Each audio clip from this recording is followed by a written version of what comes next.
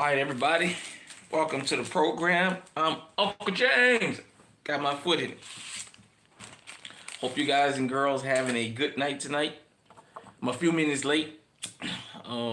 It's 11, about 5 after 11, Central Standard Time. Give everybody another couple minutes to get up in here. By the way, make sure you hit the likes button.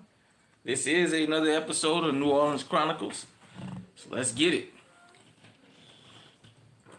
Make sure you subscribe to the channel and all that other good stuff. Also, make sure you subscribe to the other channel, the Alert Zone TV, because the Alert Zone TV is where it at. We are pro Second Amendment. Here, you guys and girls see me do more cooking and everything, but we like to change it up from time to time.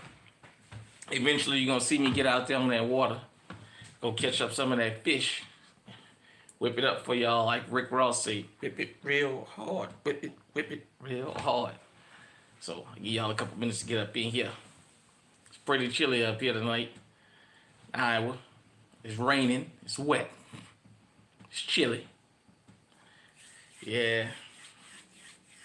So, I'll give everybody a couple minutes to get up in here. And we'll do the thing. Also, I know I posted this about an hour ago, and the channel is still. I mean, we ain't even 100. We ain't even 100 strong yet. Excuse me, but I'll say this: we're not 100 strong yet.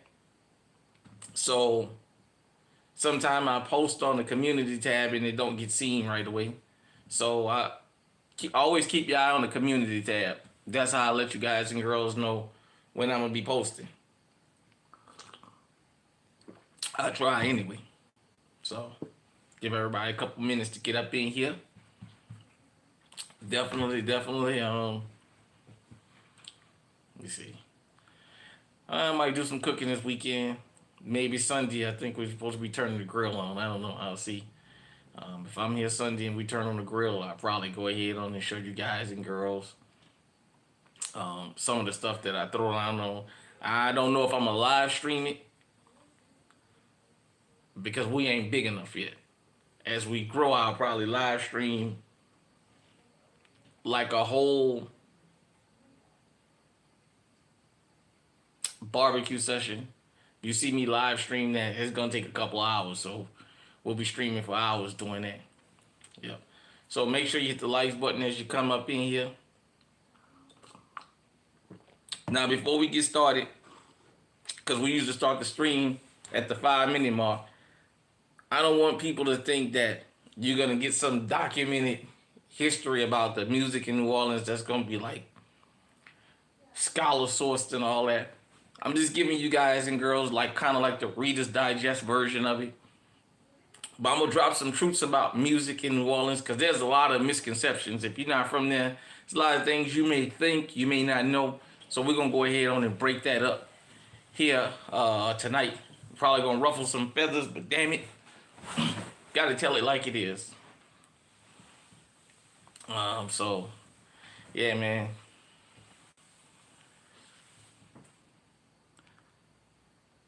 All right, someone 54701.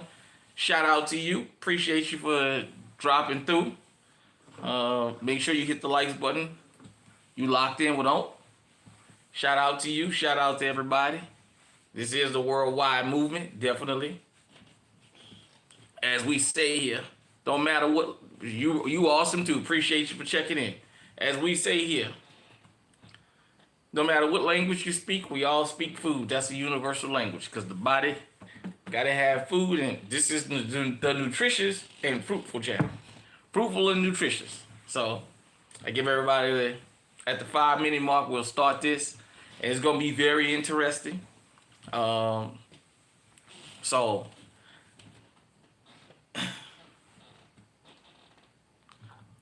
what kind of content I make? Well, on this channel, I like to cook. So if you're new to the channel, make sure you subscribe first off. Second off, go catch up because we don't got a lot of videos, but we got live streams and stuff. I cook. I haven't had a chance to go fishing and really do any hunting yet, but I'm gonna add that to this channel. It's more around cooking, but since I'm a native New Orleanian, I see a lot of people from New Orleans that talk about New Orleans culture, but there's a lot of things they leave out. So that's kind of a journey that I'm gonna have with you guys and girls. Cause my other channel, the Alert Zone TV, is a two-way channel. It's a pro Second Amendment channel. And all right, I appreciate you for trying. Appreciate you for subbing. My other channel is a pro Second Amendment channel. And what happened is a couple times I don't remember. I think I was streaming and I had something on the grill or what have you, and people started encouraging me to do cooking, but I didn't want to do it on that channel, so I started this channel. And for those of you who knew, before we get started, I'll say this: the title I got my foot in it, how I got that channel is, if you from the South, black folk in particular, when you hear somebody say, "Oh, he put his foot in this," or "She put her foot in that," that means the food is really good. So that's where I got that concept from.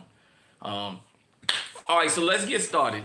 So we're going to talk about the music of New Orleans. So anytime you see New Orleans Chronicles on the title or on a live stream, on a video, or the post, just read the title because it'll tell you what the subject is going to be about. So for those of you who don't know, we're going to talk about music and the culture of music in New Orleans, and our imprint on the world.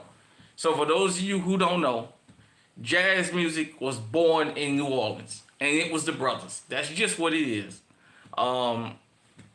Satchmo and people like that, Louis Armstrong, you know, some people call him Satchmo. Melanie Boys Home. I know a lot of y'all never heard of Melanie Boys Home. Melanie Boys Home is on Franklin Avenue.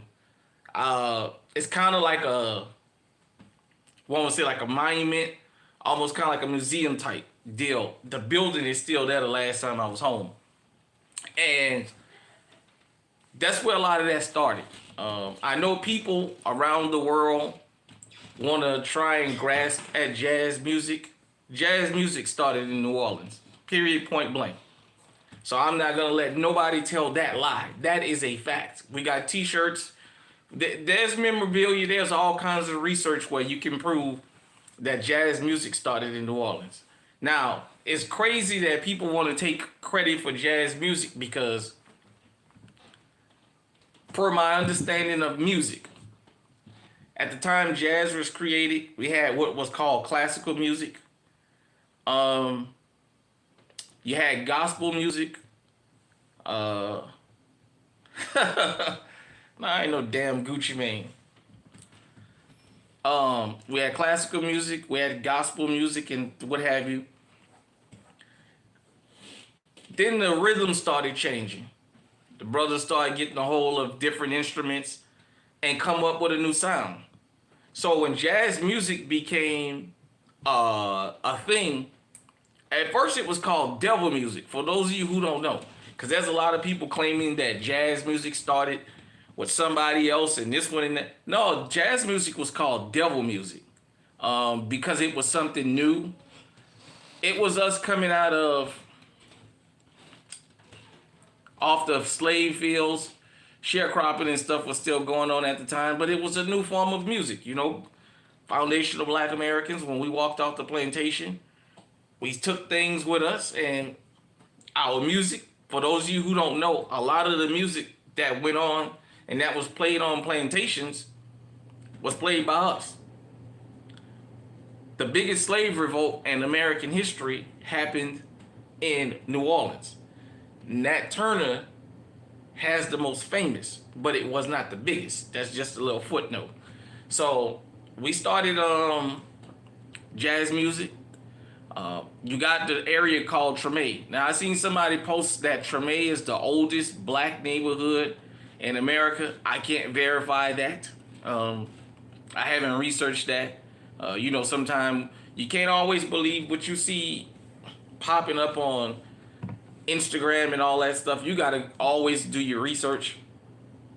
But jazz music, man, started with us, and then it became a global phenomenon. It spread, and It's just as New Orleans as anything else, jazz music, man. And also, I can't prove that we wrote gospel music. I know we rewrote it when we got off the plantations. But I'm going to tell you this. Ain't nothing like a choir full of black folks singing gospel music. And I'm not a Christian. I'm not a Catholic. I'm a non-religious dude. I'm a heathen. I am what I am, and I'm okay with that. But I'll tell you, they sing good enough to make you want to jump up out of your seat, man. The coordination, the everything. And yeah, man, so jazz music came out of New Orleans. Brass music. For those of you, because some of y'all never heard of this genre. We call it second line music, but it's brass music it's called. So that's where you got your trombone, you got your saxophone, you got your horn, you got your tuba. All right, what's going on, Lento? You got your tuba, and with your little cymbal on the top. And it's just a little small group of guys. Sometimes a girl might be involved. And we created a sound called second line. We call it second line music. So you hear that. Boom, boom, boom, boom, boom, boom, boom, boom. I'm not a music guy, but you guys and girls catch my drift. We created brass music to go along with second lining. For those of you who don't know, there's all kinds of videos now on Instagram that I've seen. You can also look on YouTube of New Orleans second lining. Second lining, because the way we celebrated death in New Orleans was different. Second line kind of came out of when people passed away on the plantations. The rest of the slaves would celebrate in a different way. We was happy they was going on to glory, and they didn't have to be out in the fields. That's kind of how that concept came about. So second lining is like, before I even go further, let me say this. To all you out-of-towners that then came to New Orleans, talking about y'all want to get rid of second lining, or y'all want to make it harder, man, fuck y'all. You don't like all lining, you don't like Mardi Gras and all that, fuck y'all. Go back where you came from. Don't come and change the culture. It's part of New Orleans, whether you like it or just join it, or just shut the fuck up and watch it. But fuck y'all. But sorry about that. I try not to use profanity on this channel, but I had to say it like that. But going back to second line music. Second line music is something as simple as a couple people with a couple that write instruments just being outside on the corner practicing together. People hear that music and they come outside. And the next thing you know, I've seen musicians get together on the corner or in the park and they practicing. And then one person come, then a couple more, then a couple more. And the next thing you know, they walk out of the park and everybody walk out behind them, and you got a full-fledged second line without a social and pleasure club. So that's another element of music from New Orleans. Second line music go with what they call social and pleasure clubs, like the Zulu, which I've seen some stuff from the Zulu that I'm questioning as of late. I see what Zulu is going, and I don't like it. But you got. I remember there used to be Mellow Fellas, the nine time, Lady Buck Jumpers, and some other social and pleasure clubs around, and they would have their yearly second line. And then we got the Mardi Gras Indians. So for those of you who don't know, there's another form of music that you might hear when the Indians come out. The Mardi Gras Indians is a representation of the Native American blood that a lot of us from New Orleans have. Now, I know that there's this big old argument that we don't have Native American blood in us and we all African and all that. Look, I'm from New Orleans. I ain't even gonna argue with you about that. But if you know, you know. So they call them the Mardi Gras Indians. We just call them the Indians. So they come out. A lot of times that's when the tambourine come out. You hear the shaking of the tambourine and the beating of the tambourine. And sometimes it's just the tambourine and people walking with them singing. And rattling off music in a different language. You got to be there to experience it. Now, I will tell you this. When I was young, the Mardi Gras Indians used to come out. My goodness, man. People would get crazy sometime when they would see the Indians, especially if they was drunk. But the Mardi Gras Indians plays a pivotal role in the music from New Orleans because you'll see them guys and them girls in them suits, them handmade suits that they come out there in. And I know it be hot in them suits because it be hot outside. Man, but that's the dedication that they have. They come out in them suits, man, and let's go get them. Let's go get them. Let's go get them. You hear stuff like that. You have different Indians, which would be from different tribes. They have the axe. You have some of them where they have the spears made. They have the shields. It's just an experience, man. If you've never experienced the Mardi Gras Indians in New Orleans, if you've ever been to New Orleans and you haven't experienced that, with the tools that they have with social media now, you can keep up with all that, man. So you can experience it for yourself, man. It's an experience of a lifetime. But they play a pivotal part in our music because it created another strand of local music. Now, I told you guys and girls about our jazz. We had people that make blues music and stuff like that. But jazz is the first form of music we've given the world, but it's not the only. And that brings me to modern time. So I'm 46. So I'm first generation bounce music. For those of you who don't know, bounce music is a form of rap music that we have in New Orleans that is native to New Orleans. What's going on? Snapchat. Hot Sniper, call me Jay-Z. Hi. If that will float your boat, make sure you hit the like as you come in. Because I seen you come in and I didn't see you hit that like. That like ought to turn. But when we talk about bounce music, so the very first rap song I can remember from New Orleans, I don't know if it was 87 or 88. Buck Jump Time. Gregory D made this song Buck Jump Time. And it had a rap music beat, but it had a second line beat to it too. You hear the tuba, woo, woo, woo, woo, woo, Buck Jump Time. That Kelly, Buck Jump Time. That Melphamine, Buck Jump Time. Shit like that. I mean, stuff like that. Like I said, I was in elementary school. That's the first rap song I can remember from New Orleans.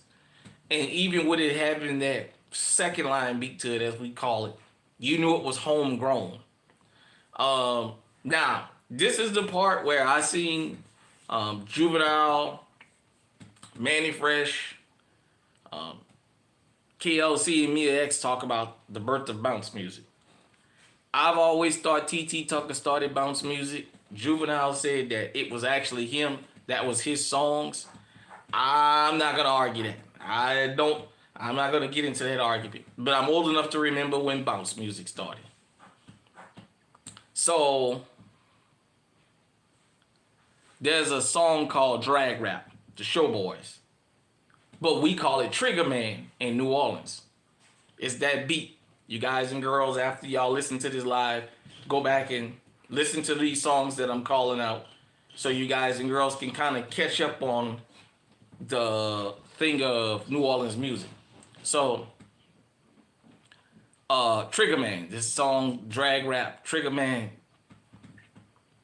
And from there, that song sparked off something that's still going to this day, and that probably was 88 or 89, maybe even 90, but I'm thinking 89. when Trigger Man became the thing.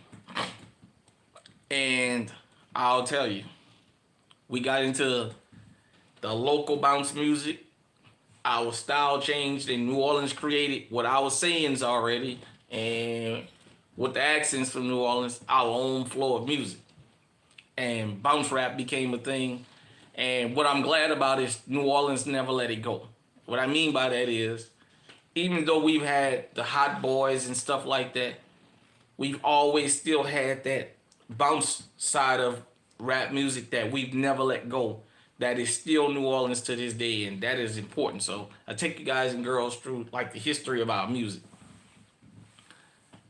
So there's a song called "Thinking About You." Woke up one morning, tears in my eyes. Let me see. Drag Rap Trigger Man came out. Then this song, woke up, tears in my eyes, thinking about you. If you YouTube it, I think you can find it under DJ Duck, but it's the beat to that song. So between Trigger Man and the beat to that song, it changed New Orleans music forever, man. T.T. Tucker got credit for starting bounce music. I'm not gonna argue with that. Like I said, that's. And after T.T. Tucker, man, we had what? Oh, UNLV. To me, UNLV made probably one of the most iconic songs in New Orleans in that era, in that type of music. Another Trick. You guys and girls can YouTube that. It's a long song, but I was in the 6th grade when that came out. And I tell you what, Shakespeare Park was the first time I heard that song. And then we fast forward to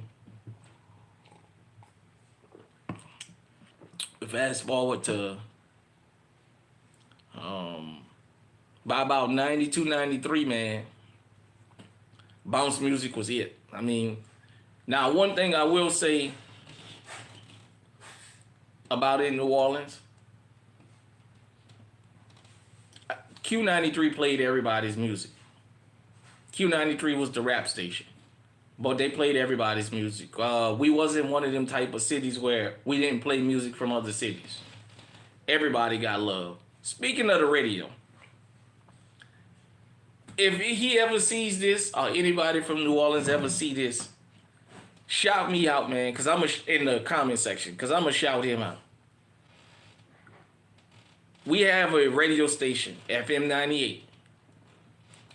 Back in the 80s, 90s, we used to have this DJ. I don't know what he looked like. Never seen him, but heard of him. Papa Smurf, Mellow Moods. Used to come on Monday through Thursday. I don't remember Friday night. Yeah, I think Friday night they kind of sped the music up a little bit. But I know Monday through Thursday night, Papa Smurf used to come on. Mellow Moods on FM 98. Back in them days, the cassette tape days, we used to have the radios with the record. For all y'all young people don't know this, how we used to record our music. And when Papa Smurf would come on, man, we would lay there and press record. When he start the song, when he stopped the song, we press pause. And we will record. We would probably take one whole time and record one tape on both sides. That's how we got girls. That's how we got girls in the mood. That was how we set the mood. Papa Smurf, man. We would play that slow music and, you know what I'm saying? I don't think enough people understand. Papa Smurf is the reason a lot of us is here, and is the reason a lot of us became parents. You know what I'm saying? If you're from New Orleans, you feel me. The old New Orleans. You in my age group, you know what I'm talking about. Papa Smurf was a big thing. We had our own morning show with CJ in the morning. I think, honestly, Q93 did him dirty. After he had built the audience he built, They threw him off for Steve Harvey, and he had asked multiple times, and they told him they wasn't gonna do him that. And the way they kind of snaked C.J. Morgan, in my honest opinion, for what he had done for Q93 in the morning. Because for those of you who don't know, he was going head to head with Tom Joyner, and Tom Joyner was nationwide before Steve Harvey came along, and C.J. Morgan in the morning show held their own. We used to have fun listening to C.J. Morgan. C.J. Morgan, you a fool. That's what people used to say. That was the promos that people did on the radio. People from not only New Orleans music, but from around the world, if they was coming to New Orleans. He held his own. So in the morning, we had C.J. Morgan. We had Tom Joyner on 98. C.J. Morgan was on 93. Tom Joyner was on 98. And on 102, we had LBJ and Kelder. LBJ and Kelder in the morning. Boy, I used to love to listen to LBJ and Kelder Summers, because they used to play like the Battle of the R&B Superstars, because 102.9 was kind of like the old school station. So FM 98 played old school and new school, but it was mainly R&B. They didn't play rap music. Although sometime on Friday nights, the way they would do the mix, man, it was live. So that's kind of how we dealt with music in New Orleans, as far as like listening to the radios and stuff, the radio stations. Then we had, y'all call them block parties. In New Orleans, we call them DJs, where somebody set up their DJ equipment outside and start blasting the music, and we start partying. It was an open party. It don't matter where you was from, you was able to come there. Uptown, downtown, wherever. You was able to come. It was just an open party. Just out on the corner, out in the middle of the block, in the project, wherever you was. Sometimes it was DJs that was playing for parties, and it was a playing DJ. And sometimes it would just, somebody would just set up some music, and next thing you know, here they come. All you had to do was drop that beat and twerking. Let me address the word twerking. So for those of you who don't know,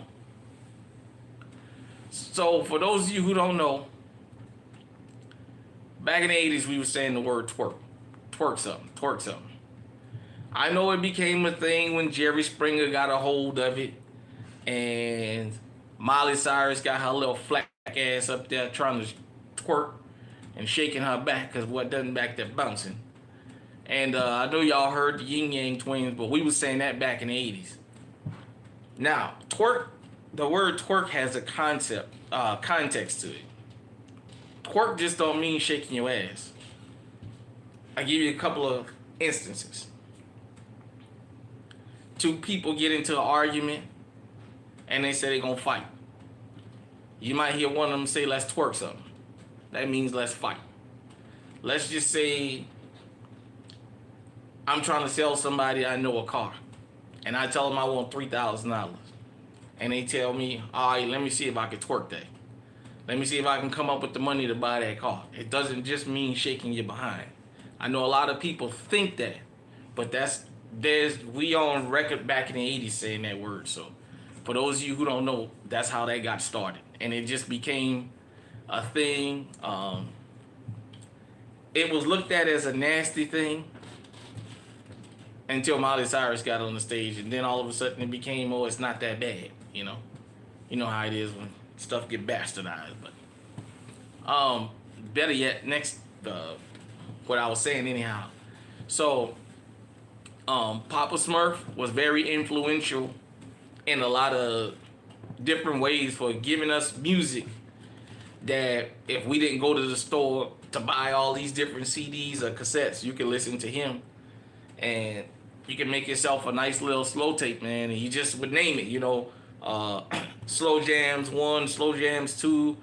Some people will just keep recording over, or some people will go and get the 90-minute tapes, get the little 3 in the pack, and that's how they would make their little music, you know what I mean, and what have you, and you just write on it what it is.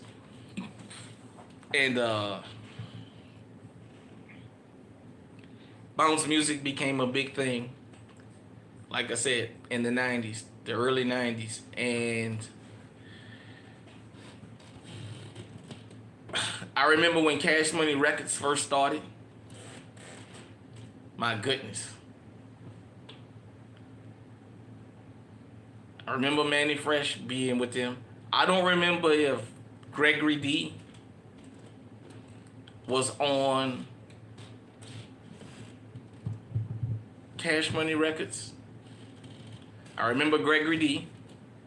I remember Parkway Pumping Music, KLC, 3-9 Posse, Pastor Snake, Axmos, you know, a lot of different stuff like that. That was back. Oh, I think Pastor Snake came out in.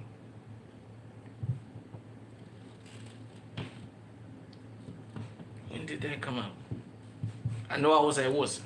I just don't remember if it was 90, 91, 92. But I remember being at Woodson. I remember being in middle school. There's too many people for me to list, man. I can go on and on and on. We'll be here till next millennium listing all the local talent that we had at the time. Now, what I do like about our local talent, like I said, is that bounce music was born in basically 88, 89 into 90. But what I like about our local talent in the city is we stuck to it. The world didn't take to it at first, which was fine. We just stuck to it. And now I hear bounce music on all kinds of stuff. I hear the beat on different commercials and stuff now, or imitation of that beat. That beat. So man, shout out to every bounce artist or every artist from New Orleans that ever got on the bounce beat. Rest on to those who's not living. Shout out to those who live that's still alive.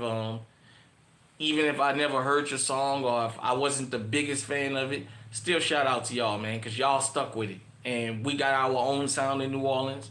And I love. I love that about what y'all did. Yeah. So a lot of y'all know a lot of our local rappers when they became big names like Soulja Slim. Y'all call him Soulja Slim, we call him Magnolia Slim. But Magnolia Slim started out as a bounce artist first. Even though he was out in the street doing what he was doing, he started off as a bounce artist because that was the thing. And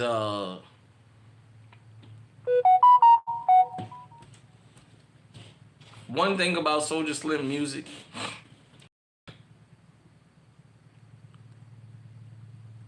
we all love it. We all call him the King of New Orleans, what have you.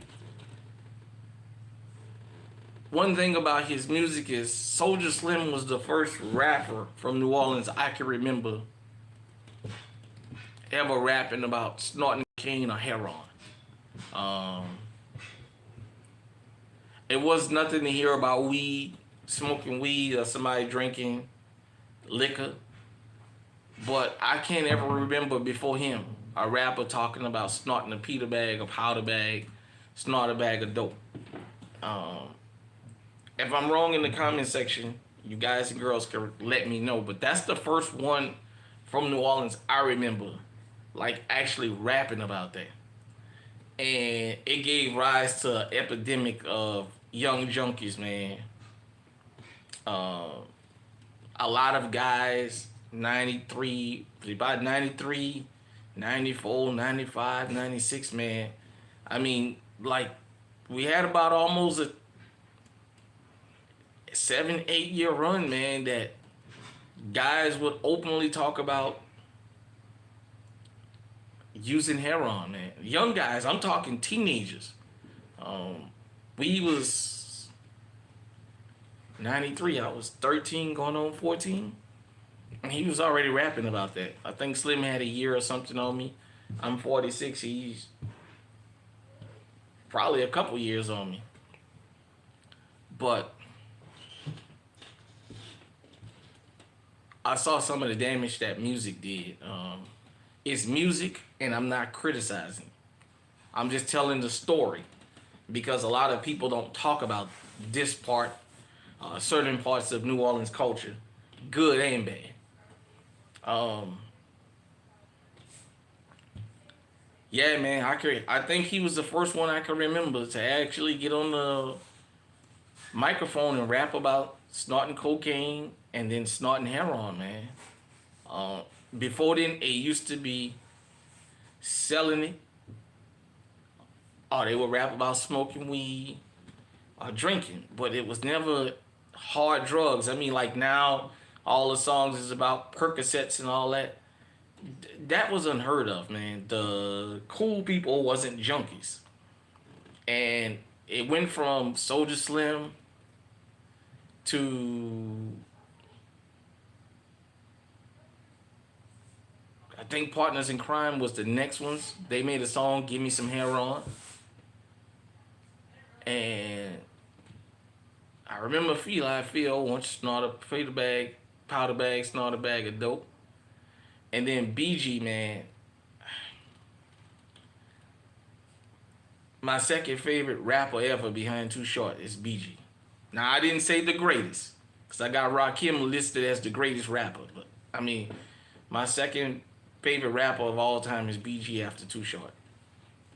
And I got every album he made from his All On You Volume 1 all the way up to, I think it's Too Hood to Be Hollywood. Right before he got that last time he did. I got all his, every CD he did. And I watched, not like personally stood there and watched him, but I watched how that kind of, to me, it damaged his career more than it needed to be. And you know, he talks about it, but that was during the time, man, where, I mean, like you go back and listen to Chopper City, It's All On You Volume 1, my goodness, man, that's all he talk about through the whole album. It's hitting a bag of Rome, snorting the bag, playing with his nose. That like they used to call it back in them days, playing with their nose. That they call snorting. I mean, it was a rough time, man. And unfortunately, a lot of young dudes that was good dudes fell into the epidemic, man, and they messed their life up, man. Let me see what else I want to say about our music.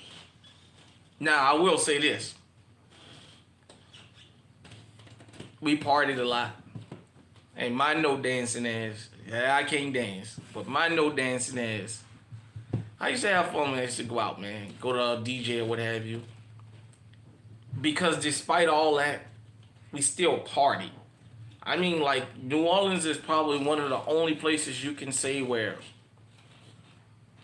you can have a DJ. It can be 600 people out there. Let's just say 300 guys, 300 girls. All 300 of the guys could all have guns on them. 30 or 40 of them can be from different parts of the city and have reputations that precede them.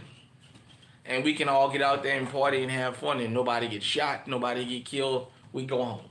It's the only place in this country that can go on. You can have people from opposite parts of town that's into the street life go out and publicly party and nobody get hurt. That's one thing. Now we did have kind of a uptown downtown beef. BG did a song called Uptown Thing, and the chorus goes, "Uptown got you running to the mall quicker. We got a T-shirt waiting on your effing picture." And Crazy responded with, "Downtown got you running to the mall quicker. We got a chopper waiting on your head figure." You know what I mean? So it was kind of a thing. But New Orleans has a rich music culture. Lil Wayne been rapping since he was a little young boy. I think he was elementary school, and he was already rapping. I mean, for him to turn out to be what he was didn't surprise most people. There's this one nut job, I call him, from Alexandria, Louisiana. I guess he want to put Alexandria on the map so bad, because most people in the state of Louisiana, or most people outside Louisiana, never heard of Alexandria. All he does on Instagram, he talks about Alexandria, which is fine. But he can't talk about Alexandria without throwing a shot at New Orleans. Why, I don't know, but he had the audacity to say that Wayne music didn't get good until he started sipping lean. He must be crazy. That goes to show you he doesn't know what he's talking about. I think he just be clickbaiting. But nevertheless, um, yeah, I think DJ Jubilee put out some really good music about us having fun, man. Now, Jubilee on getting ready. The only part of that song that started some stuff was there's a part where he say them hoes don't like that. Them girls say them hoes don't like that. Yeah, that little statement just started quite a few fistfights among the girls. But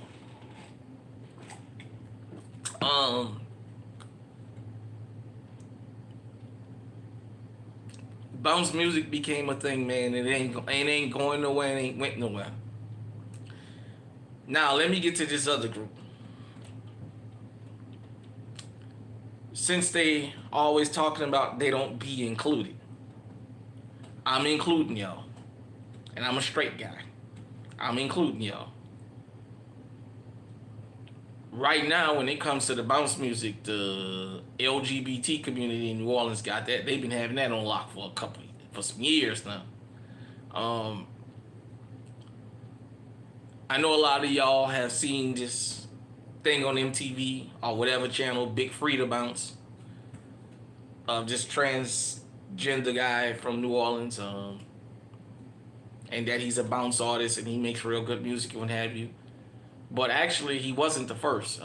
Katie Red was the very first openly gay rapper I remember from New Orleans, like actually making a song. And when we first heard it on Q93, I never forget, man. Me and my cousin were riding together. Shout out to him. And that song come on, and we were looking at each other. And Q93, when a song is new and it's hot, I don't care where it come from, they gonna constantly play. Probably the next 30 minutes we heard this song again. Listen to the words. I'm a punk under pressure, and he was just rapping. I was like, damn, I know that voice, man. That song went off, and I told my cousin, man, I know that voice. I said, it sound like King out the milk. Sure enough, it turned out to be him. I'm just saying this to everybody because I don't want nobody to come in the comment section threatening me and all that misgendering. Just take the ride along. And we used to have this club called the $1 Million Spot. And he gave a concert, and I went in there. I said, no way he's gonna go in there and sing this song. He went in there and sung that song on stage, man. And that opened the door for everybody else that was LGBT that wanted to get into rap music and the bounce scene. I think the part about that don't get said enough is we didn't care that he was LGBT. He is what he is. It was music, and we support each other. And I don't think, especially black men, straight black men, don't get the credit we deserve in the sense of how supportive we are when we come to that community. We always call these homophobic dudes and all that.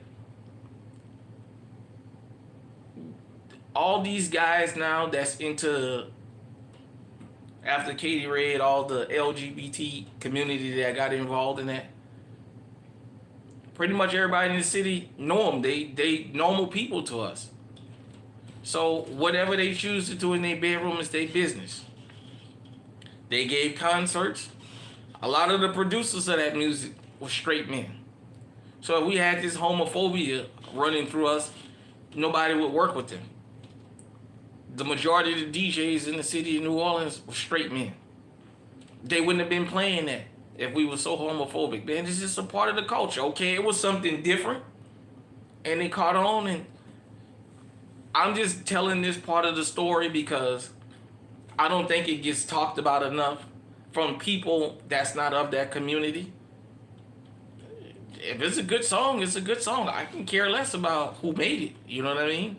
It is what it is. And um, I know outside of New Orleans, people may not know this, or you may not hear it from people from New Orleans because it's just something they don't ever bring up. I don't know if they're afraid of um, rubbing somebody the wrong way or what have you, but it became a thing for a while, you know, and it's still a thing. I mean, hey, man, it is what it is, man. It's a part of the culture, and they made their contribution. And I think it, for me, since I'm having this discussion, I think it would be not right for me to mention that they made their contribution. You know, they have a staple when it comes to bounce music, and Big Frida did his thing, and you know he got to MTV and what have you. And I remember being in the barbershop up here in Iowa, man, and that was on. And they was asking me if I knew him. I was like, yeah, I remember him from elementary school. You know, when we went to 36 together. But yeah, like I was saying, as far as the music, man, we are a culturally rich city, and a lot of the music tells the story of New Orleans if you just listen to it. There's another place. Oh, speaking of music, there's two acts, two legends that are there on. I don't want to be blasphemous because people might take this the wrong way, but they're on a pedestal up here when it comes to New Orleans culture. Y'all hold on 1 minute.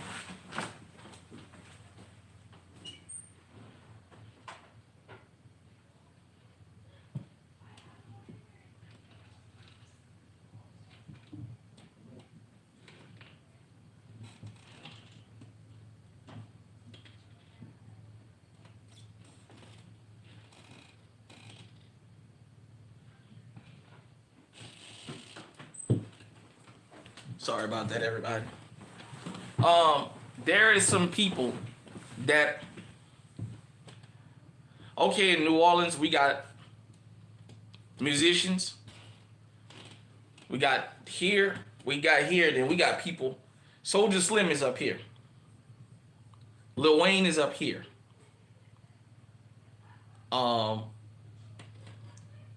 Jubilee is up here. Tina Marie, for those of you who don't know, there's a bar on Chapatulas and Napoleon called Tipitina's. Y'all don't know how much of a staple. All right, what's going on, Jaywalk Moolah?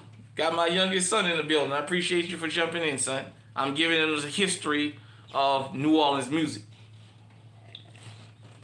Love you, son. Appreciate you for. Make sure you hit that like button, son. You in here. Tina Marie to New Orleans is like, my goodness. The younger generation just may not know, but Tina Marie is a staple. Is a staple in New Orleans culture for music, man. Tina Marie, it was nothing to see her in Tipitina's. It was nothing to hear about her being at Tipitina's. She loved that place. And we mourned her, and we still mourn her in New Orleans, man. It's almost as though she's a New Orleanian, even though she's not. Tina Marie, everybody talked about how much she loved this place called Tipitina's. And somebody that's on a, my goodness, almost a Michael Jackson level to people from New Orleans, is Frankie Beverly from the group Maze. You know Frankie Beverly and Maze. I was living here and I wasn't home when Frankie Beverly passed. I know the city of New Orleans. I got to see the videos. They tore it down for Frankie Beverly.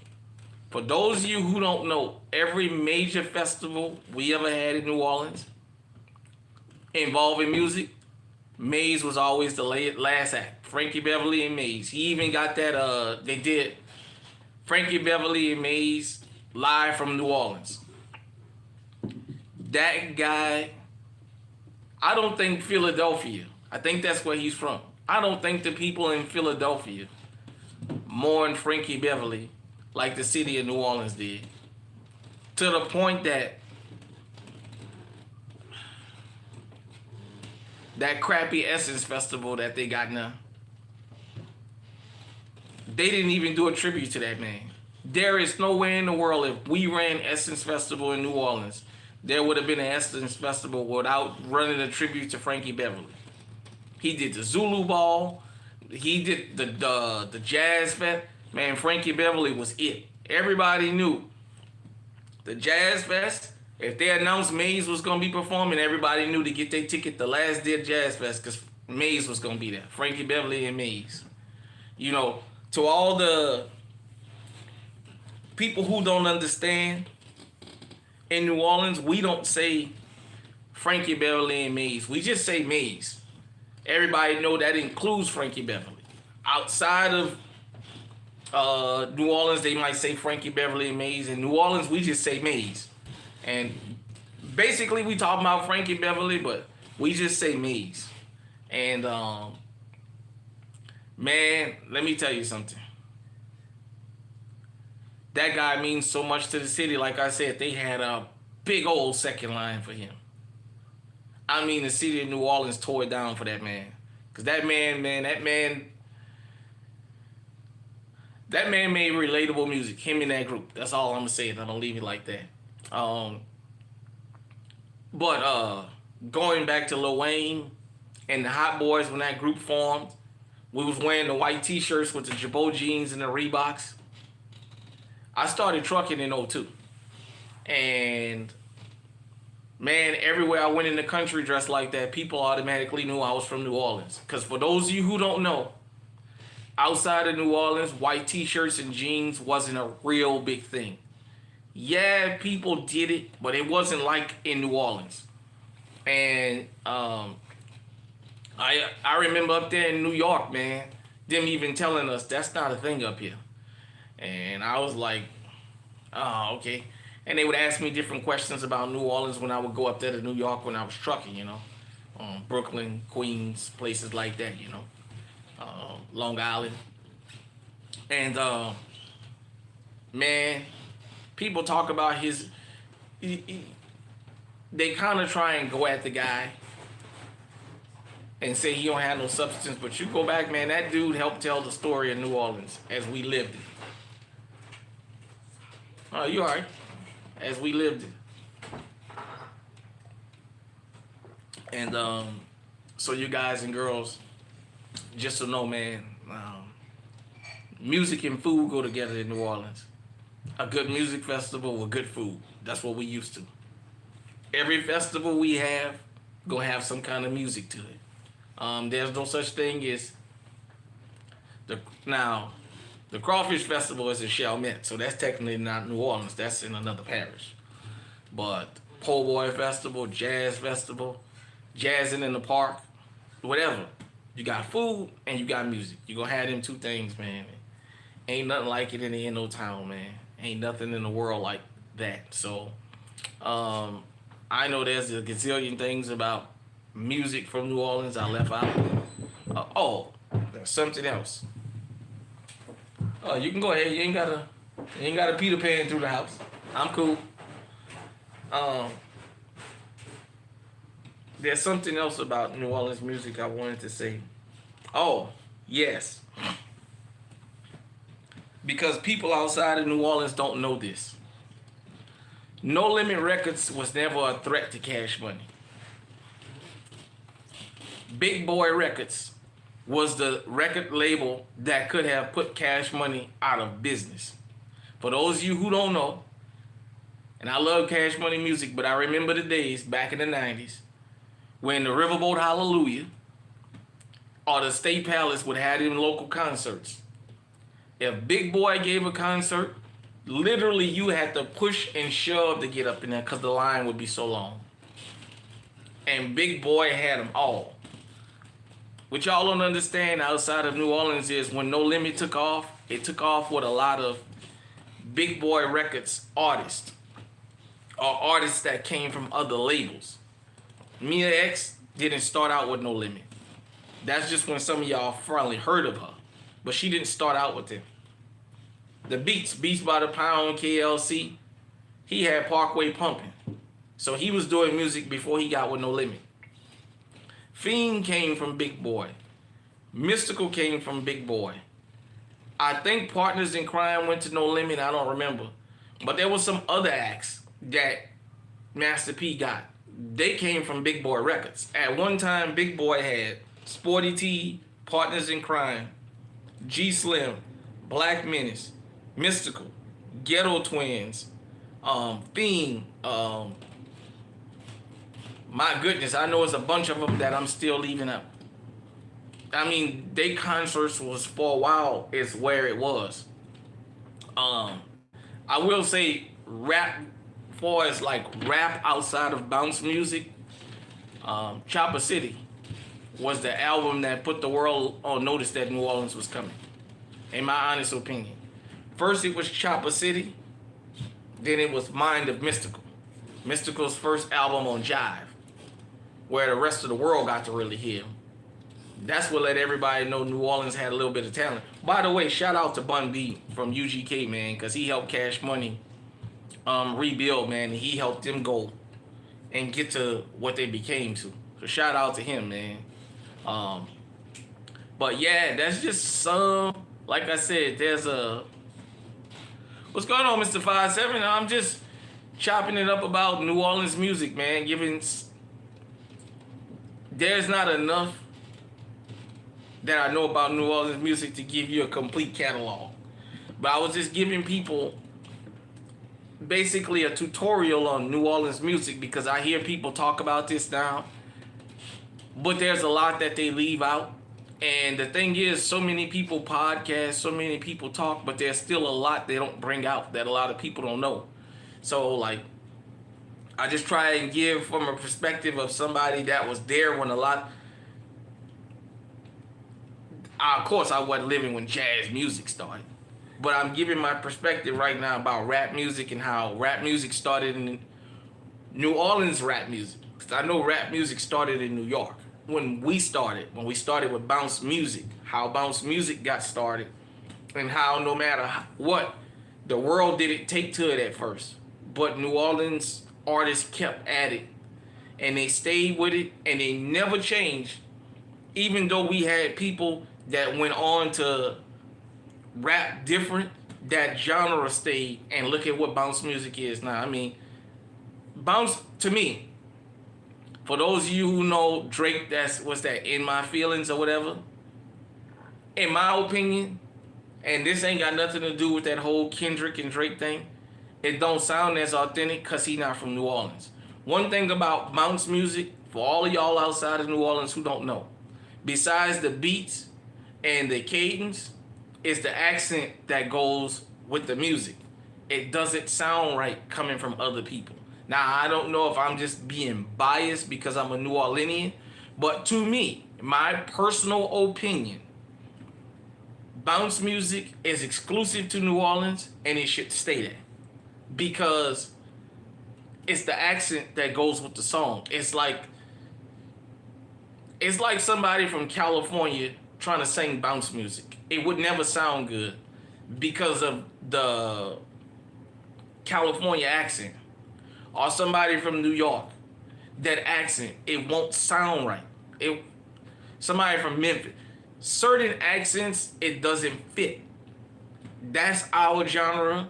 Now I know just in general rap music can be for anybody, but some places have certain parts of rap music that is exclusive and should be. The West Coast have a sound. And that's for West Coast artists because their accent fits their sound. And that's okay. In my honest opinion, drill music. That's a Chicago thing. Drill music don't sound, whether you like drill music or not, drill music don't sound right unless it's from Chicago. That's just my honest opinion. Because it's exclusive to them. they have the accent to go with their cadence. I hear some of this California and New York drill music, and I can't stand it. My youngest son be playing it for me. He be trying to get me to go with it. Yeah, I can't stand it. It just no. I'm sorry. It just don't. So like I said, people hear Drake with the "In My Feelings." Most of the people you see bouncing, they're not bouncing off Drake. Even though they're repeating the words, they're bouncing off the beat. Because Drake's not from New Orleans, he doesn't have a New Orleans accent. So it doesn't sound authentic coming from him like it would. I was born and raised in New Orleans. My whole child and adult life, I've had an accent. Why? I don't know. I've always, outside of New Orleans, people know that's where I'm from.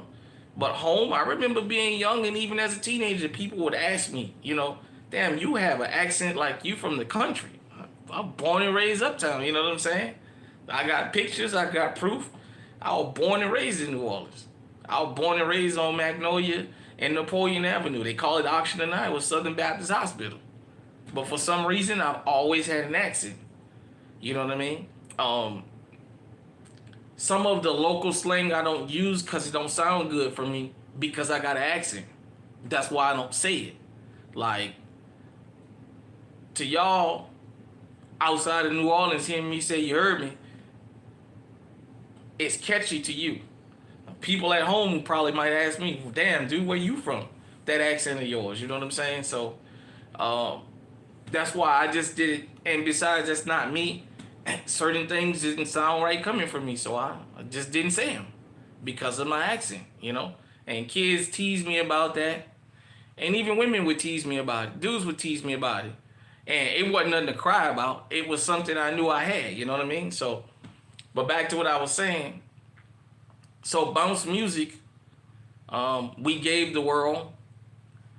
I kind of wish we would, well, everybody wish what I'm about to say. I kind of wish we would have kept some things about it and got the paperwork straight at the beginning.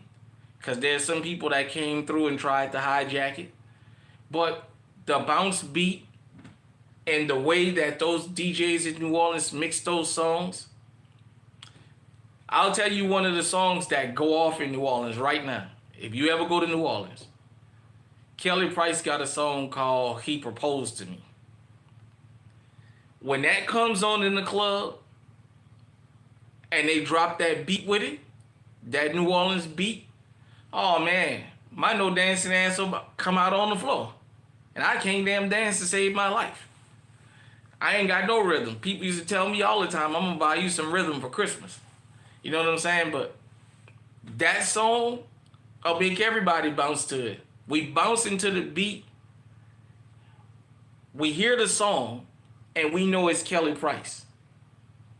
But we bouncing because we hear the beat to go with the words. You know what I'm saying?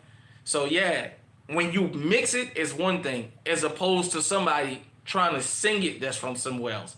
That's a totally different thing. That's why I said that Kelly Price, He Proposed to Me, rolls more to me than In My Feelings, because Drake, dude, you're not from New Orleans. I'm sorry. I know you tried, but no, you're not from New Orleans. It don't sound right when you singing that song. Everybody's bouncing to the beat more than they're bouncing to your words. Not because of this, like I said, this whole Kendrick thing.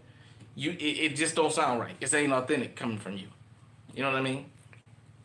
There's some time. Now, some people might be from somewhere in the country where they might actually figure the cadence out. And if they sing it right, they might be able to get by. But the part of the bounce music is the New Orleans accent. The accent goes with the music. Period, point blank. So that's kind of how that goes, you know. I just thought that I'd give everybody some intel, a little bit of education on the musical impact. You guys and girls know, you know, I talked about jazz and Louis Armstrong, man. Remember, the Harlem Renaissance was built on jazz, and jazz came from New Orleans. That was one thing we exported from New Orleans was jazz. We took jazz up to New York to go with the biggest black city at the time, which was Harlem. That's why that Renaissance was going on. From Duke Ellington to, excuse me, Billie Holiday to Cab Calloway and whoever else, man.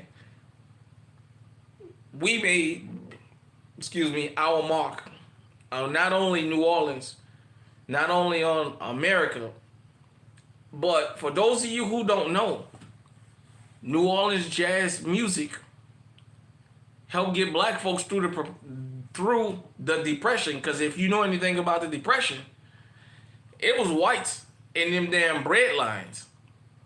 We had the Roaring Twenties. For those of you who don't know, the Renaissance happened in the Roaring Twenties during the stock market crash. When the stock market crashed, we kept rolling because we had to live. We didn't know nothing about markets at that time. You know, we was cut out from a lot of things in life. So jazz music, I got a CD, man, The History of Jazz. Hold on, let me see if I can find it right quick. Y'all bear with me. I know I got it over here.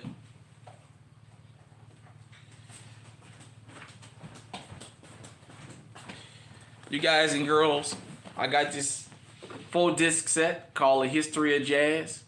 Oh man, I love this thing, man. I love to listen to this. Yes, I still got a CD player. I sure do.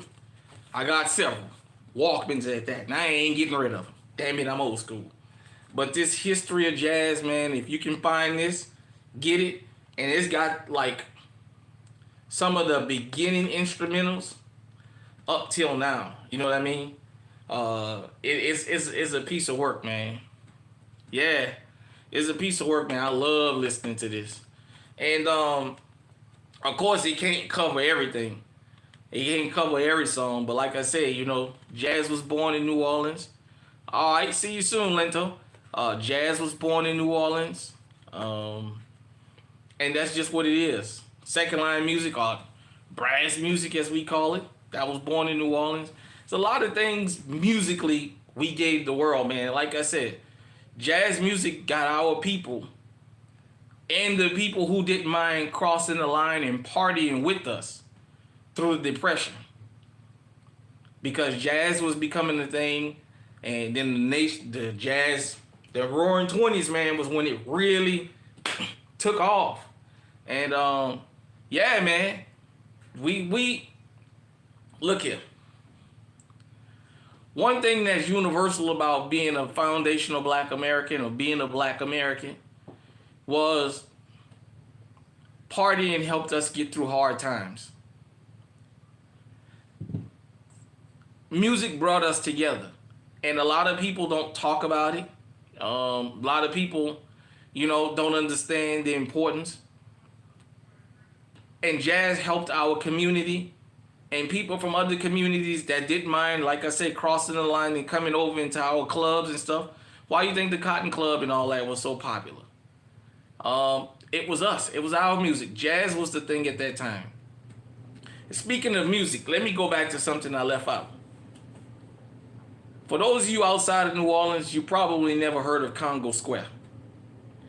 Congo Square was where we got to congregate as a community on Sundays after church and all that when we was on the plantations. When we was on them killer cane fields and them blood-soaked cotton fields that they had back there and whatever else that they had you doing. Congo Square's on the Mississippi River. I'll give you guys and girls a quick history lesson. So, on the Mississippi River, there's a place called the Riverwalk and the Spanish Plaza right there. That's where the Spaniards landed when they first came to what was to become New Orleans. Because a lot of people think about the French, the Louisiana Purchase, but they don't know the story. That the French wasn't the first Europeans in that area. The first Europeans in that area, per my research, was the Germans. For those of you who don't know, let me give y'all a quick history about our names in New Orleans. in the city of New Orleans and the surrounding areas, but we'll stick to the city of New Orleans. Black folks got all different types of last names. The Germans were the first Europeans. They were there with the natives, the dark-skinned natives that like me, and the red-skinned. For those of you who don't know, per my research, Mexicans had made their way through the New Orleans area, but they didn't like the terrain, so they didn't worry about it. That's why it was never really a part of Mexico. But before it became a thing, yeah, they had made their way through there, but they didn't like it, so they didn't stay. That's why we don't really have, well, now since Hurricane Katrina, we got a Mexican or Spanish-speaking community now, but we didn't have that before Hurricane Katrina. After Hurricane Katrina, the episode of the Boondocks, you guys and girls might have seen the invasion of the Katrinians, where basically to show up and repair the city, you had to speak Spanish or they wouldn't hire you. And well, you already know. I ain't even gonna go down that rabbit hole. Y'all know. Go see it for yourself. Go down there and see. You'll see the difference. But anyhow, so then after the Germans, the Spaniards came. Then the Anglos had made their way through there, but it wasn't a big thing. Then you had your Cajuns that get kicked out of Canada. Like I said, with the natives, the red and the black natives. And then you had the French came. That's when they had the war. The French and the Spanish had a war. And France wound up taking over that land. So that's why we have Anglo last names, Williams, Walker, Jenkins, shit like that. Stuff like that. Boudreaux, Fernandez, Schneider. We got all kinds of last names from people that make me look white. They so doggone dark. There's people with French names in New Orleans. There's people with German names, people with Spanish names, besides Anglo names. And there's even a few of them that have native names. So I know they keep trying to Haitianize us. We're not Haitian in New Orleans.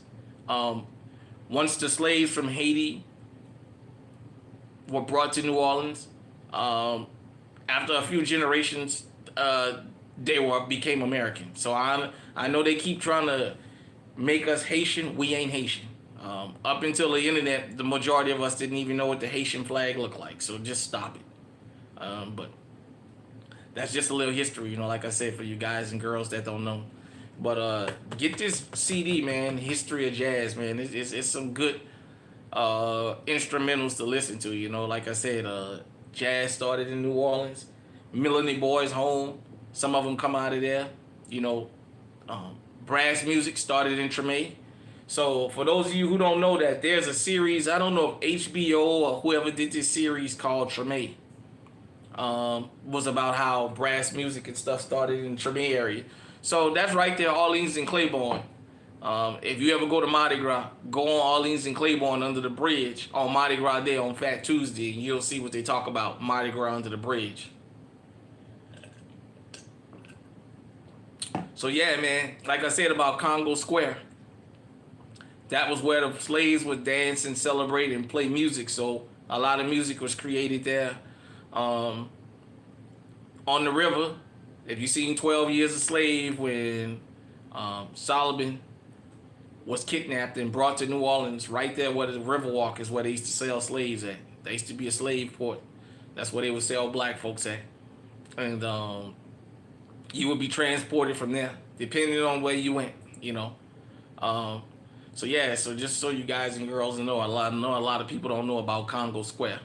But yeah, that's the significance of Congo Square. We would dance. Yes, some people have African blood. We have African genetics.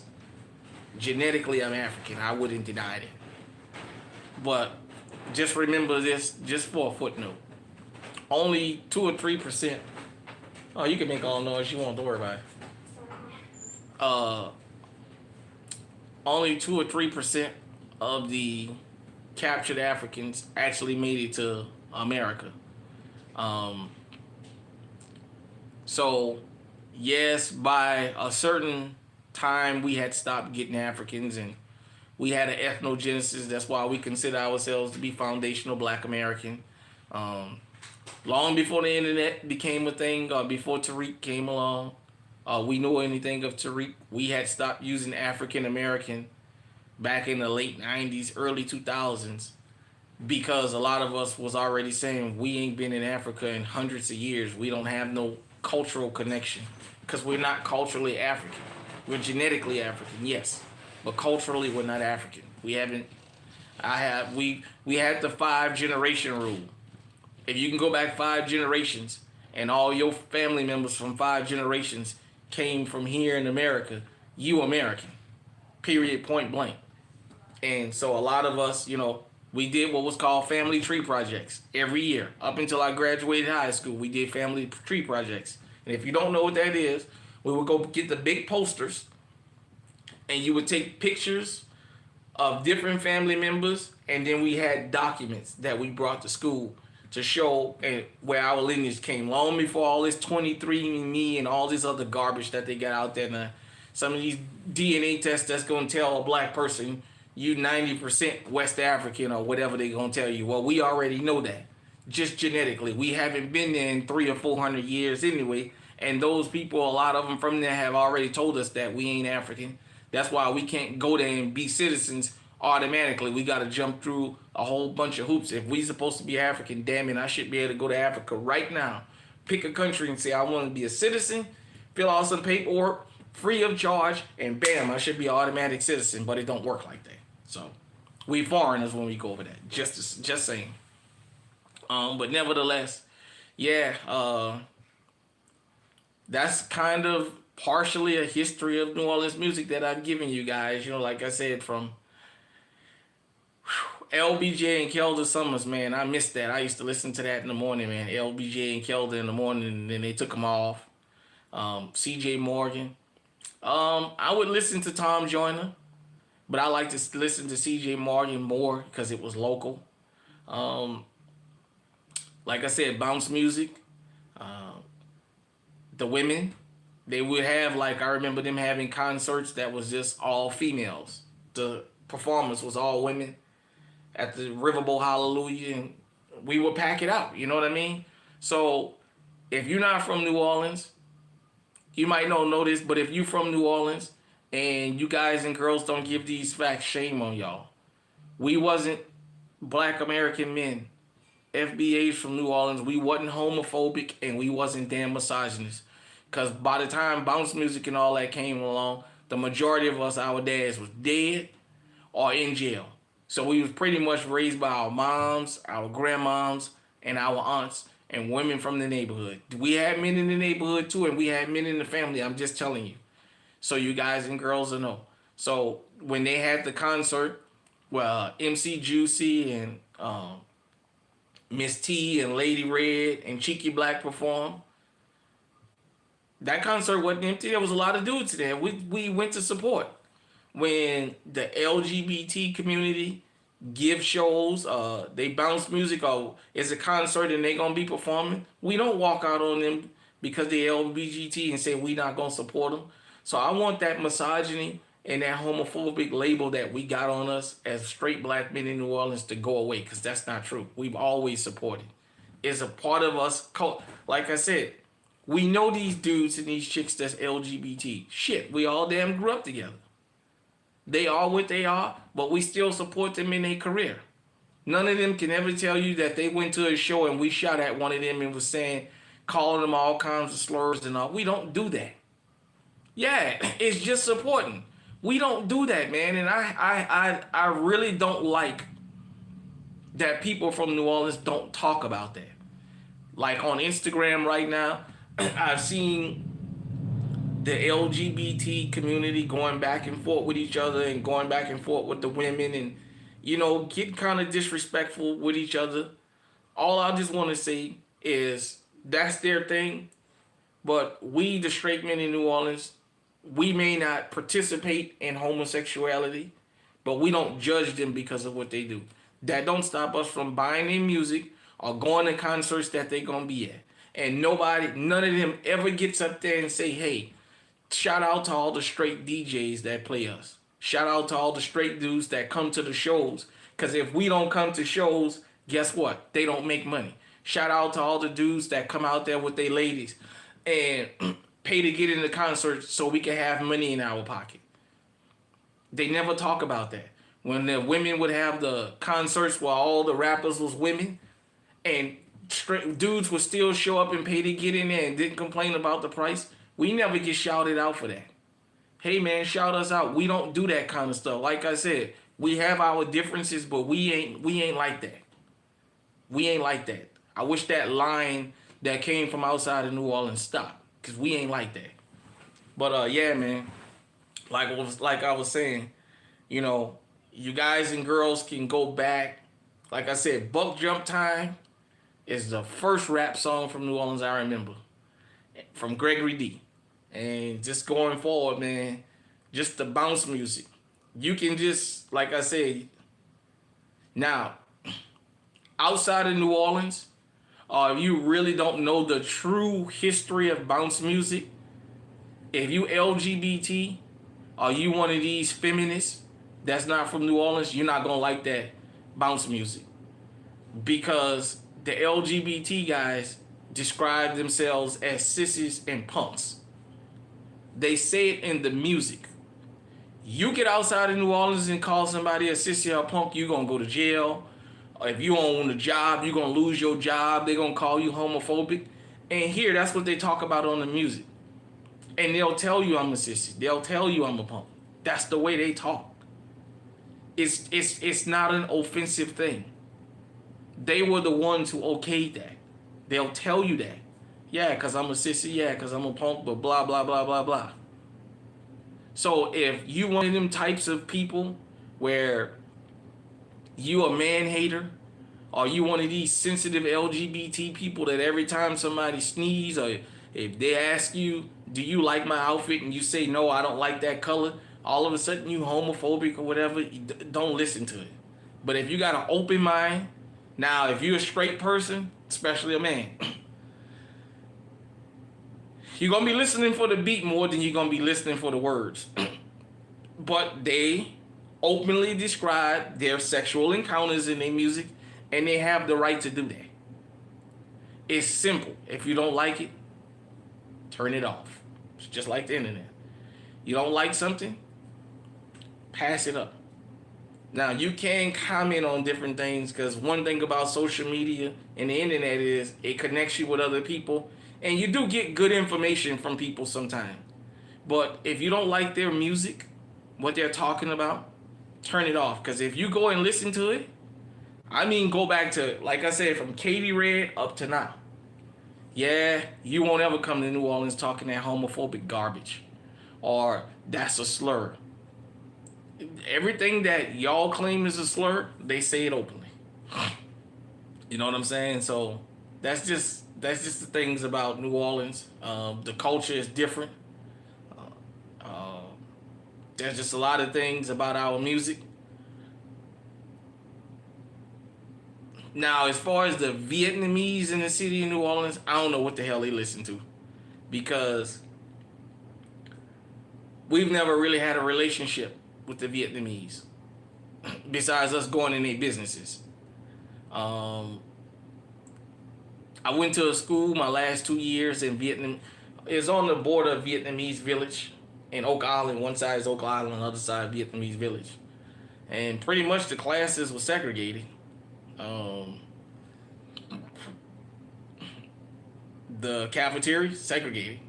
They was on one side, we was on the other side. I've talked to a couple of them. I remember Hung Tran, our valedictorian. I tutored her when we was in physics. We graduated in '97. She was the valedictorian. And it was like one other guy there that would kind of talk to me, and I would tutor him. But other than that, I didn't have no Vietnamese friends. I didn't really see the blacks and the Vietnamese. Even the ones who knew each other for years, I didn't see them interacting. So I don't know much about them, except in the late 90s, the city council stopped giving us the business permits and started giving it to the Vietnamese. And all the stores went from being black to being Vietnamese owned, all the corner stores. So we would see them when we go in these stores. They didn't, of course, they didn't patronize our businesses. I mean, that's just what New Orleans was. It was very segregated. Now I'll probably do a New Orleans Chronicles about that. Um, so whatever kind of music them as a group listen to, I don't know. I know white folks listen to jazz. I think more of them listen to bounce music than they willing to admit. I kind of noticed that when I moved up here to Iowa, and I started going back home and seeing different things. We didn't have a Hispanic population. Yeah, yeah. Oh yeah, well, Houston and New Orleans, Houston and Atlanta listen to it now because after Katrina, the injection of New Orleans people, they got such a large in Dallas, so they got such a large influx of us that just migrated up there. So you hear it up there now. I mean, them places even got 504 nights. So shout out to Houston, Dallas, and Atlanta. For that, for the hospitality towards us, man. I might even talk about Hurricane Katrina.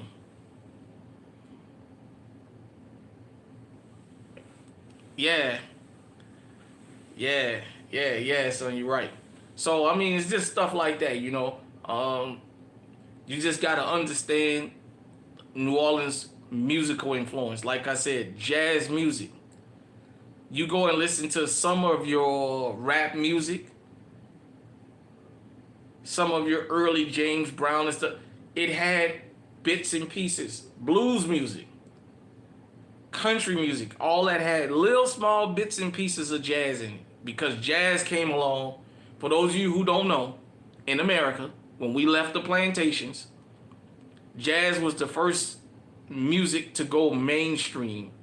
We had that. I don't know if Calypso. Yeah, yeah. Um, Jazz was the first major music to come. I know we had our blues, but blues kind of took off a little bit after that. Jazz was like the first big genre to go national after we left the plantations in the early 1900s. They called it devil music. Then we had our spin-offs. Blues and all that was still already around. A lot of people just hadn't heard it, but then you had your blues, your rock and roll, your country music, all that stuff. And then later on, the rap music came as a generation child from way down. Yeah, gospel, jazz, blues, all that stuff. Like I said, I just didn't want to say gospel. I can't prove we wrote the hymns. I know we rewrote them. And when we started singing them, it changed. I've been in the church with Hispanic people. I've been in the church with white people. And I've been in the church with black people. And I'm going to tell you, there ain't nothing like the black church when it comes to singing church music. Straight up. Now that cuts across state lines. I don't care what state you are in.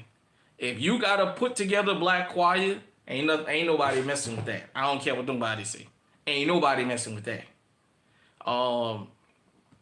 I used to go to this church in Zion City. Zion City is a part of New Orleans. It's uptown. Church called James Chapel Missionary Baptist Church. And let me tell you something. I got kicked out of the choir because I can't sing. You want to talk about a choir that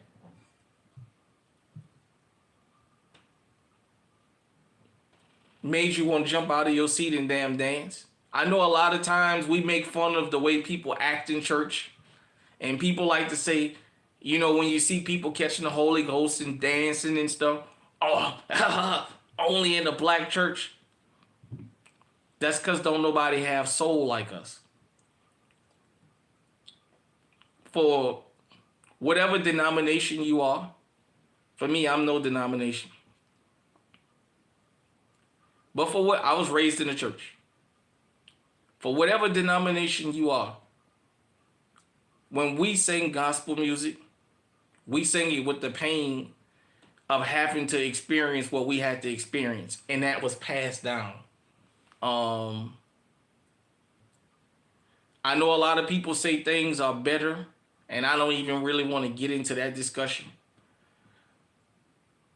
But the way we sing gospel music, it comes from the soul. That's why they call it soul. It comes from a different place. The Mississippi Mass Choir. You ain't never seen a commercial of no other groups here in America that got concerts and they got infomercials about nothing but the different choirs from that community that then put these compilations together. I mean, to the point where when churches would travel to other churches, almost the choirs would have almost a duel. That's just how soulful that church music is. Like I said, I went to a white church and they sung, but now, I mean, it was kind of like Ricky Smiley said about the black bands and the white bands. I'm just saying, telling like it is. Where the black band, the white bands, Alabama, at halftime, the way they move, and then us, it's just a difference. And I think I know at least from the city of New Orleans, people that's not from our community will admit that. Y'all hold on 1 second. We're going to keep this rolling. Shit, I might be up all night doing this.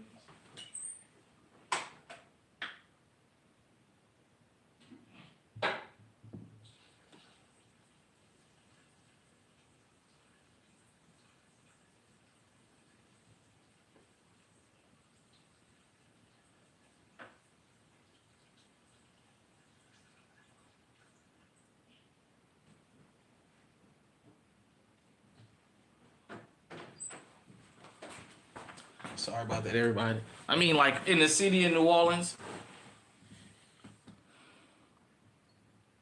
yeah, I appreciate you for tuning in.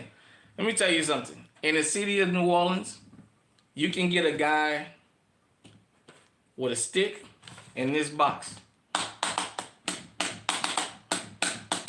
Oh, I can start doing that outside. If 2 or 3 more people join to me, it'll turn into a big old thing. Next thing you know, we'll be marching up the street screaming, let's go get them. That's just how music moves us. Like I said, I can't even dance. We find anything to beat on and 2 or 3 people to get with us.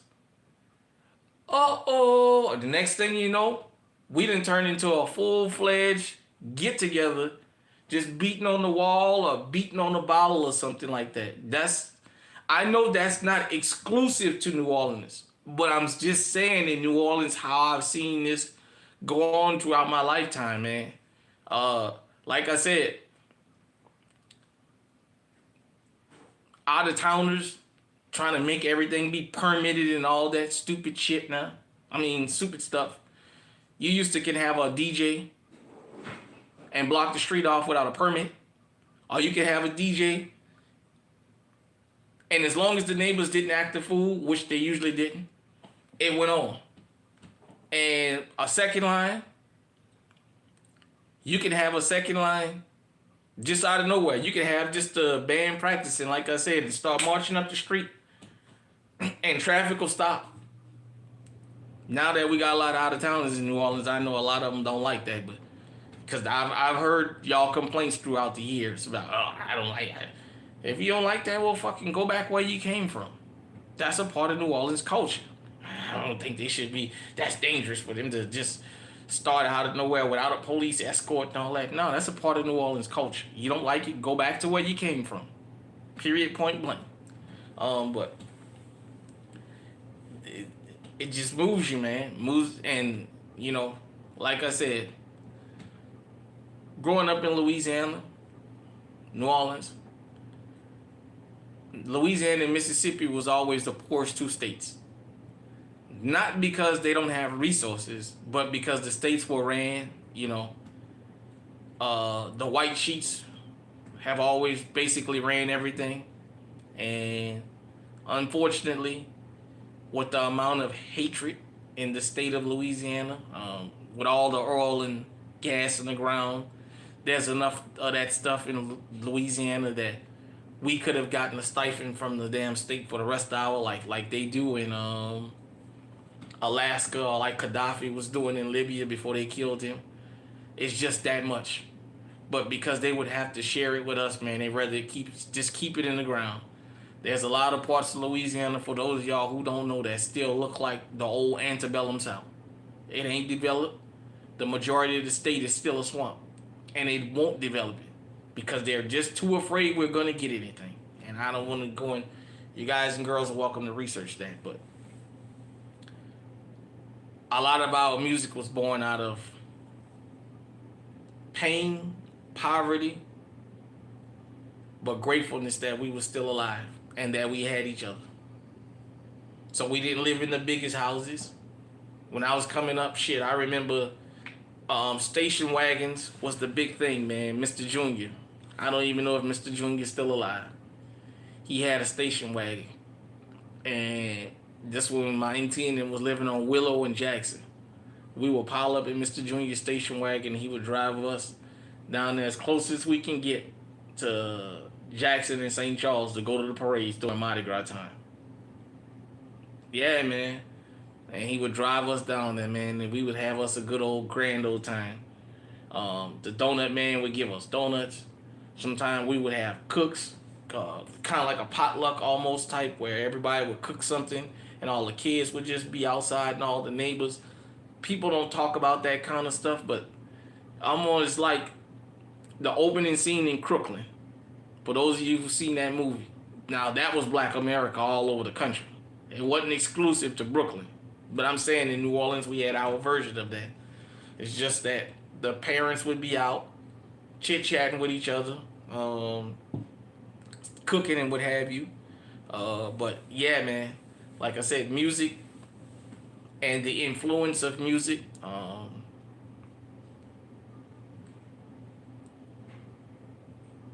The world knows Lil Wayne. We've known he was going to be what he was, like I said, when he was a little kid, man. He could roll. And he told the story of New Orleans well.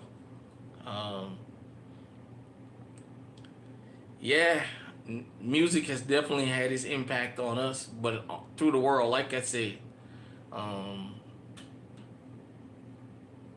bringing jazz, bringing other stuff that we brought to go with what they was making in the rest of the country. But at the time, jazz was the thing that got us through the Depression. Besides the blues and stuff. I know about Muddy and all that. And the blues and all that stuff, that was coming too. So like you said, Mr. 5-7, it all fed off each other.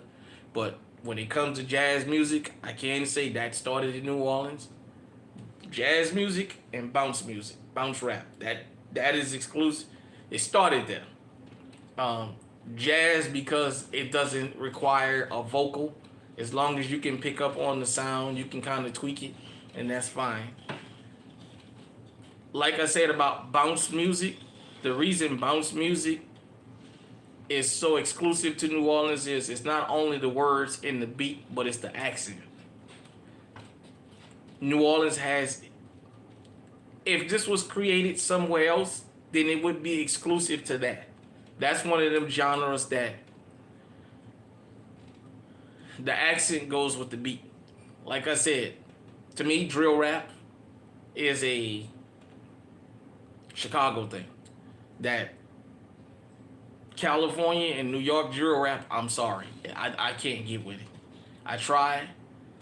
It just don't have it. I'm sorry. Maybe it's just me. I'm sorry. But yeah, and bounce music, man, like I said, and before I get out of here, man, I'm gonna say this again. To the LGBT community, yeah, Yeah, trap music is an Atlanta thing because it had a specific cadence to it and a voice to go with it and meanings that the people there understood. You know what I mean? Um, to the LGBT community, but in particular the black LGBT community from New Orleans. You guys and girls, just like we shout y'all need to shout out the straight people from New Orleans because y'all know we've always supported y'all. And regardless to what y'all say in y'all music, and we don't even participate in that in the bedroom, that style of what y'all sing, but we've always supported y'all because we from New Orleans and we all supportive of each other. You guys and girls need to speak up more when y'all do y'all interviews and point that out. Yeah, the straight people support us and what have you. And just because I feel like y'all don't speak up enough about us. We always have to include y'all, but y'all never include us. Y'all never talk about how supportive we are of y'all. And that goes for them women with that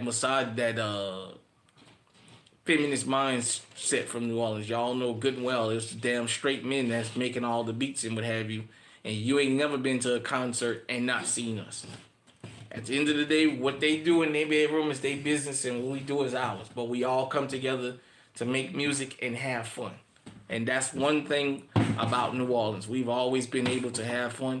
And after going to 46 out of 48 states here in America, the one thing I can always say in New Orleans, and regardless to what color you had on, what neighborhood you was from, we all put that aside to get down there and have fun. And y'all know the uptown downtown war used to be bad. And people from uptown and people from downtown would still go to each other's section of town to go to Super Sunday. And 99% of the time, nothing did happen. When uptown had Super Sunday, people from downtown came up there. When downtown had Super Sunday, people from uptown, we went down there. And that's just what it was. So you can't say that about a lot of places in America. They have their issues, and a party is not going to stop their issues. One other thing. Now I was going to say about the way we dress, but maybe that's a video for another time. So just in case, like I said, everybody don't know. If you late to this live, I think you should go back and listen to it. While you're doing something that you're enjoying, maybe you exercising or driving or whatever, put it on so you can imagine. Like I said, if I said anything wrong, just be respectful, but you can correct me in the comment section. I haven't given I ain't give no encyclopedia of New Orleans music. Yeah, I appreciate it, Mr. 57. I enjoyed it too. I ain't giving no encyclopedia version, but I've covered a lot of things about music from New Orleans that people don't know about. That doesn't get talked because right now, the circuit of New Orleans is basically all the guys and girls that was a part of the 80s, 90s, early 2000s street era. A lot of them then got out of prison. And now they're telling the story, but it's about basically the gangster part of New Orleans, but there's a lot more to New Orleans. It ain't just killing, and no partying. There's a reason people come to New Orleans to party. It's the party capital of the damn world. Like I said, I know a lot of out-of-towners trying to change it. A lot of them went down there in that French Quarter after Katrina and try and bring. They want to be a part of the culture, or they want to control the culture, but they want it to be what they want it to be. Like the mayor had said when they started complaining about they wanted the French Quarter shut down at 2 o'clock, you guys and girls can go back to wherever y'all came from. We don't need you here. Because that's the allure of New Orleans. Without the French Quarter, economically, New Orleans will probably fall apart. Because that's what brings people to the city. Is the French Quarter and the festivals. The fact that you can drink and buy alcohol any time of the day or night that you want. We don't have dry time or no liquor on Sundays or no liquor after 2 o'clock and all that. We don't have all that. And like I said, I noticed a lot of out-of-towners trying to bring that, take that shit back to wherever y'all came from. But nevertheless, I hope everybody enjoyed this conversation. Make sure you hit the likes. You should share this. I know there's gonna be a snippet from this that's gonna get chose for the highlight. If you guys and girls see the highlight on this channel, I don't pick that. YouTube pick it. I just name it. So, I hope you guys and girls enjoy this. We're gonna definitely do some more New Orleans Chronicles as we go along through this channel. And sometime I'll probably be cooking. And like I said, once we get the chat to grow, once we get more and more people to come in, you guys and girls might want to ask some questions about New Orleans, and I can answer it for you while I'm in there cooking. So if I'm going to do something that's going to take me a couple hours to cook, we can have a conversation while I'm cooking, and that'll keep you guys and girls entertained. Yeah, but like I said, right here, the history of jazz, 100 hits as featured in the celebrated TV series is a 4-disc set. I think you guys and girls ought to get this. It's something good to have. Like I said, I just gave y'all a short tutorial of New Orleans and its music. With that being said, hit me in the comment section. Let me know what you think. And until next time, I'm Uncle James. And I got my foot in it. We out.